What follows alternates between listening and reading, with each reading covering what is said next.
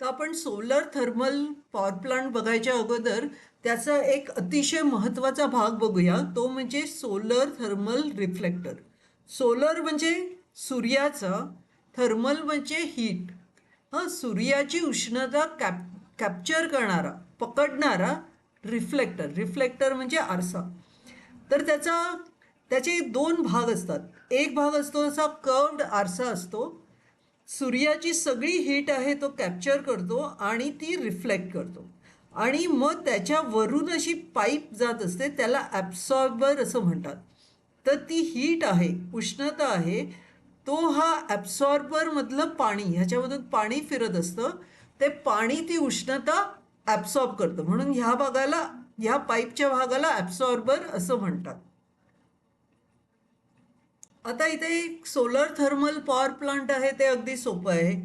हा तो रिफ्लेक्टर होता, त्यांनी ही पाणी आहे ते गरम केलं, सूर्याची हीट ॲब्सॉर्ब करून पाण्याची वाफ झाली, स्टीम सोर्स झाला. मग टर्बाईन फिरली, शाफ्ट फिरला, जनरेटरनी ए सी करंट प्रोड्यूस केला आणि ट्रान्समिशन टॉवरनी तो सर्वकडे वापरला गेला. तर आता सोलर थर्मल पॉवर प्लांटचे पार्ट्स बघूया. पहिला म्हणजे हा रिफ्लेक्टर असतो, तो आपण बघितलाय. त्याच्यामधून असं पाणी फिरत असतं ॲब्सॉर्बरमधून. सोलर एनर्जी कॅप्चर होऊन ते पाणी गरम होतं, गरम होतं, गरम होतं, गरम होतं आणि त्याची वाफ होते, वाफ होते, वाफ होते. आणि मग दुसरा पार्ट म्हणजे टर्बाईन. व ती टर्बाईन फिरायला लागते. टर्बाईन फिरायला लागल्यानंतर जनरेटर आहे, तो इलेक्ट्रिसिटी प्रोड्यूस करतो, आणखीन पॉवर ग्रीडला सप्लाय करतो. त्याबरोबर ही वाफ आहे, त्याच्यामधली ही काही वाफ पाणी बनून इकडे ते गरम गरम पाणी खाली कंडेन्सरमध्ये जातं. आतापर्यंत तुम्हाला माहितीच आहे, कंडेन्सर काय करतो, कंडेन्सरमध्ये ते पाणी थंड होतं. कशामुळे थंड होतं? कारण तिकडे कुलिंग टॉवर असतो. कुलिंग टॉवर असतो, त्याच्यातून थंड पाणी येत असतं, ते ह्या गरम पाण्यातला घेऊन जातं, थंड करतं, पुन्हा इकडे थंड करून आणतं. आणि मग त्या कुलिंग टॉवरमधलं थंड पाणी असं पुन्हा पंपाच्या द्वारे त्या सोलर पॅनलला जातं. आणखीन ह्या इकडून पुन्हा सेम प्रोसेस कंटिन्यू होतो. थंड पाण्याचं गरम पाणी, गरम पाण्याची वाफ, वाफेने टर्बाईन फिरते आणि टर्बाईन फिरल्याने इलेक्ट्रिसिटी प्रोड्यूस होते. आता त्यामुळे different stages in solar thermal power plant काय येतात? Concentrator for collecting the sunlight, पहिला part. Absorber for absorbing concentrated sunlight. हे जे ॲब्सॉर्बर आहे, ह्या पाईप्स आहेत, ह्या तो कॉन्सन्ट्रेटेड सनलाईट ॲब्सॉर्ब करतात. मग नंतर होतं स्टीम टर्बाईन. स्टीम टर्बाईन नंतर इलेक्ट्रिक जनरेटर आणि इलेक्ट्रिक एनर्जी. आणि पॉवर प्लांटमधला एनर्जी फ्लोचार्ट कसा आहे? सोलर एनर्जी आहे, ती कोणी घेतली? त्या रिफ्लेक्टरनी घेतली आणि पाणी गरम केलं. म्हणजे काय झालं? कायनॅटिक एनर्जी इन स्टीम झाली. त्या कायनॅटिक एनर्जी इन स्टीमला काय केलं? टर्बाईन फिरवली, म्हणजे कायनॅटिक एनर्जी इन टर्बाईन झाली. आणि कायनॅटिक एनर्जी इन टर्बाईनने काय केलं? जनरेटरच्या थ्रू इलेक्ट्रिकल एनर्जी निर्माण केली. तर हे झालं त्याचं energy conversion. Solar energy is initially converted into heat by concentrating it. The absorbed sunlight is utilized to boil water and steam is obtained. Kinetic energy of steam is used to drive turbines. The kinetic energy of turbine is used to drive generator which produces electricity. आता आपण solar एनर्जीच्या through electricity कशी produce होते solar फोल्टाईक सेलनी, हे आपण बघणार आहोत. इथे काय आहे माहिती आहे?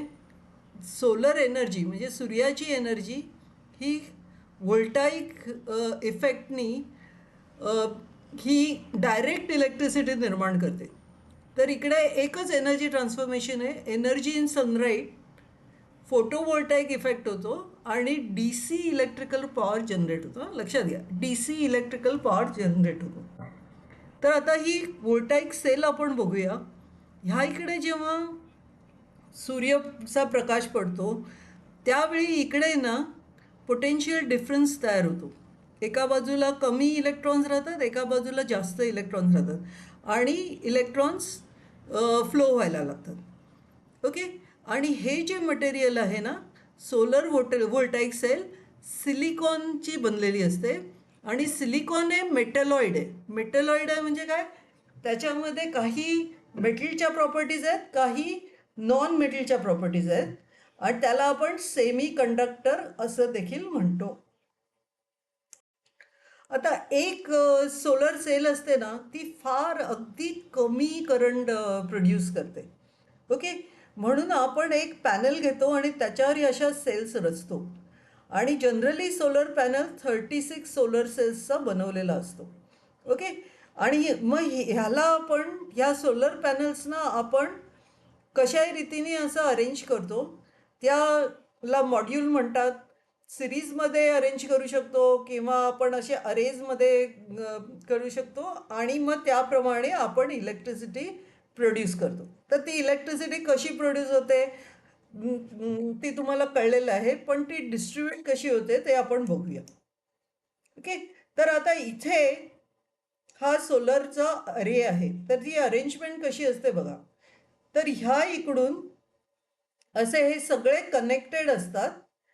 आणखीन ह्या इकडे हा डब्बा दिसतो ना, तिकडे इन्व्हर्टर आणि ट्रान्सफॉर्मर आहे आणि ह्याच्या थ्रू इलेक्ट्रिसिटी पॉवर ग्रीडला कनेक्ट होते.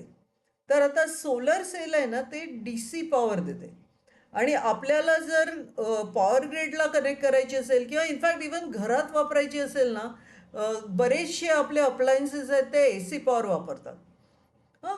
तर तो DC पॉवर काय करतात, बॅटरीमध्ये स्टोअर करतात आणि मग त्याचा AC पॉवर करायला इन्व्हर्टर वापरतात. तर ह्या डब्यामधला इन्व्हर्टर आहे तो काय करतो, सोलर सेल्स ह्या अरेजनी बनवलेला जो DC पॉवर आहे, ज्याच्यामुळे DC पॉवर मिळालेला आहे, तो कन्वर्ट करतो इन्व्हर्टरमध्ये. इन्व्हर्टरमध्ये कन्वर्ट झाल्यानंतर त्याचं व्होल्टेज आपण इन्क्रीज करतो, कारण त्याचं व्होल्टेज अतिशय कमी असतं. ओके. तर ते व्होल्टेज इन्क्रीज करायचं काम कोण करतं, ट्रान्सफॉर्मर करतो. तर ह्या डब्यामध्ये इन्व्हर्टर असतो आणि ट्रान्सफॉर्मर असतो. इन्व्हर्टर काय करतो, DC पॉवरचा AC पॉवर करतो, कारण लांब पॉवर ग्रीडवर पाठवायला ते सोपं पडतं. आणि दुसरं म्हणजे ह्याचं व्होल्टेज फार कमी असतं, तर ते व्होल्टेज वाढवण्याचं काम ट्रान्सफॉर्मर करतो. Okay.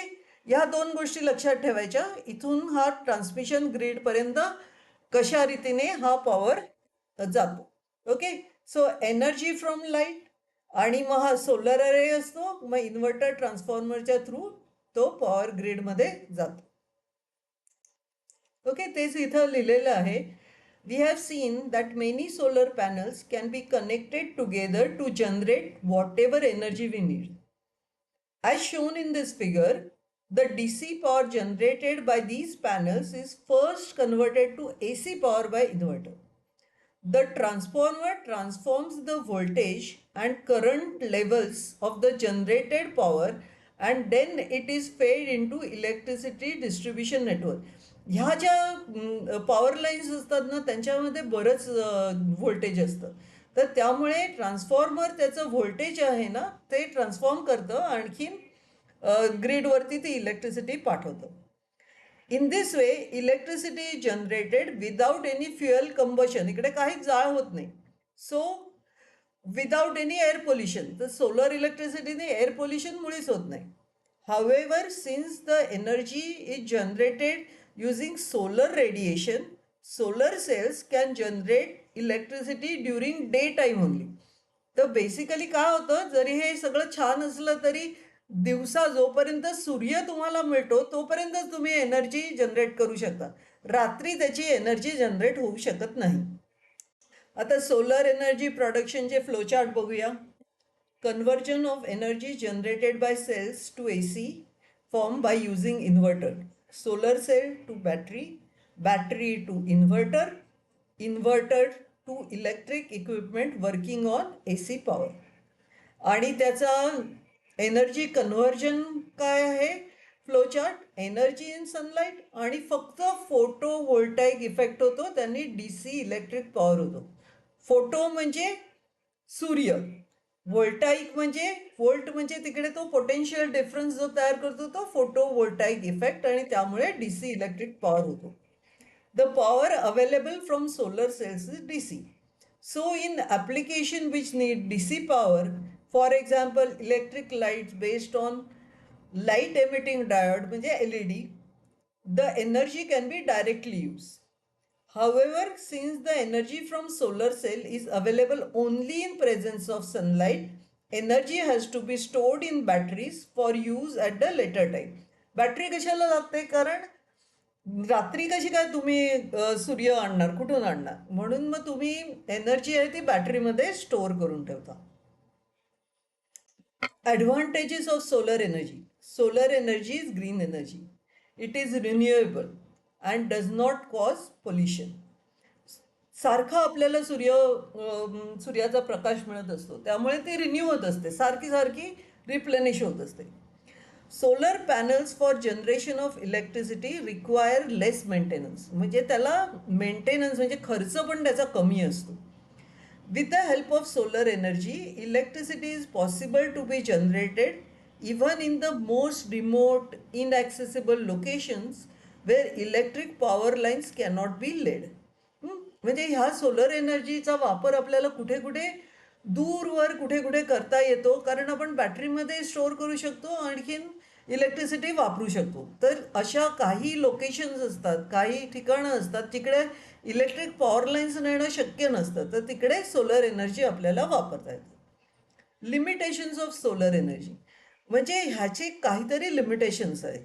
Electricity generation based on solar energy is weather dependent and hence it is less reliable. म्हणजे पाऊस असला, ढग असले, सोलर रेज कमी असले का एनर्जी कमी असते. In winters, in cloudy days the production becomes less.